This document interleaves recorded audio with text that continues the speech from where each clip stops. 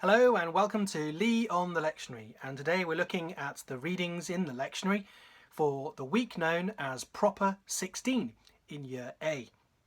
And those readings are Isaiah 51 verses 1 to 6, Romans 12 verses 1 to 8, and Matthew 16 verses 13 to 20.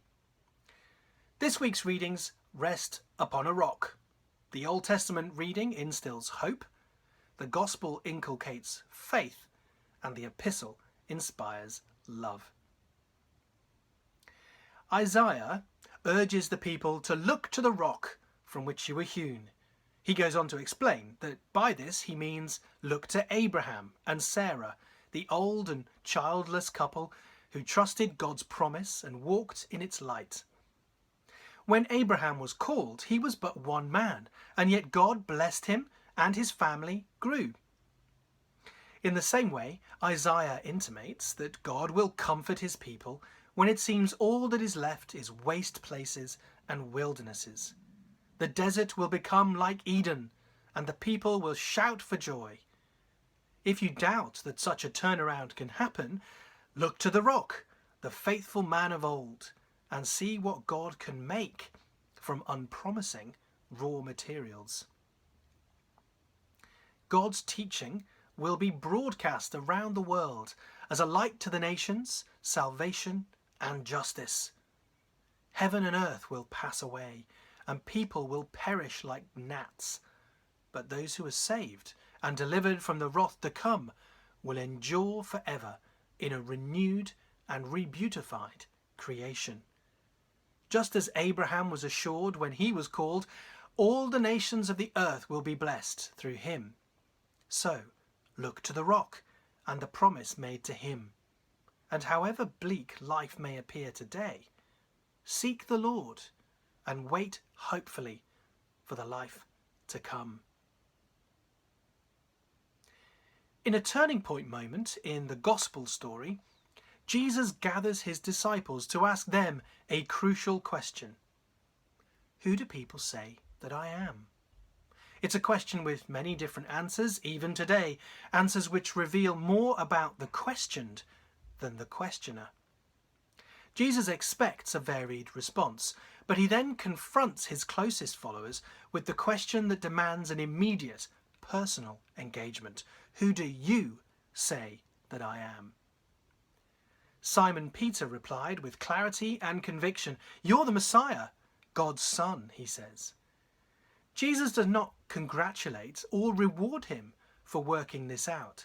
He says Peter is fortunate to have been given such clarity by God. Flesh and blood has not revealed this to you, but my Father in heaven.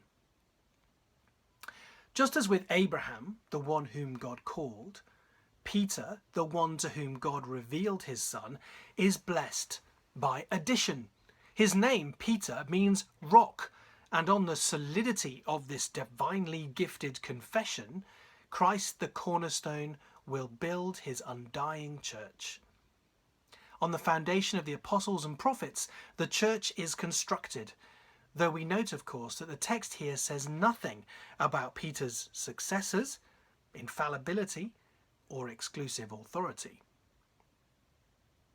Just as the house built on a rock would survive the wind and waves in Jesus' memorable ending to the Sermon on the Mount, so the church which begins with one man seeing Christ as the divine Messiah will endure beyond the gates of Hades and multiply. As Don Carson says, this claim is ridiculous if Jesus is nothing more but an overconfident popular preacher in an unimportant vassal state of the first century Roman Empire. But who do you think he is?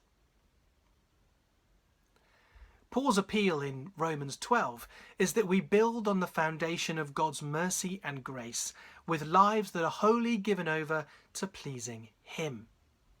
Those who will live on beyond the tottering doors of death must be transformed in this world and not conformed to its fatal patterns of self-worship and self-love. That renewing of our minds, which comes with the paradigm shift of faith, causes us to see ourselves in a humbler light. it also causes us to see ourselves as part of a body, a people, a church. Abraham was one when he was called. Peter was one when he confessed.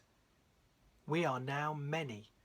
And that multiplication of blessing continues despite suffering, persecution, and death as we build one another up in love.